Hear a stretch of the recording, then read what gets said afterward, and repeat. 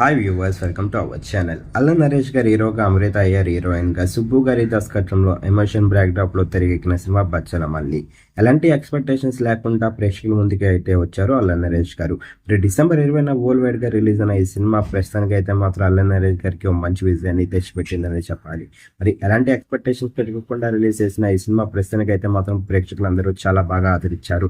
విజయవంతంగా 7వ రోజుని పూర్తి చేసుకున్న ఈ సినిమా తాజాగా 8వ రోజుని కూడా పూర్తి చేసుకుంది. మరి 8వ రోజు వరల్డ్ వైడ్ గా మంచి కలెక్షన్స్ తోని బాక్స్ ఆఫీస్ ని ఎండ్ చేసిందనే చెప్పాలి. బచ్చల మల్లి సినిమాకి సంబంధించిన 8వ రోజు కలెక్షన్స్ విషయానికి వెళ్తే 2 తెలుగు రాష్ట్రాలతో పాటు వరల్డ్ వైడ్ గా కూడా సాలిడ్ కలెక్షన్స్ ని రాబట్టింది. మరి వరల్డ్ వైడ్ గా 8వ రోజు 1 కోటిని వసూలు చేసింది. మరి మంచి కలెక్షన్స్ ని రాబట్టిందనే చెప్పాలి అల్ల నరేష్ గారికి.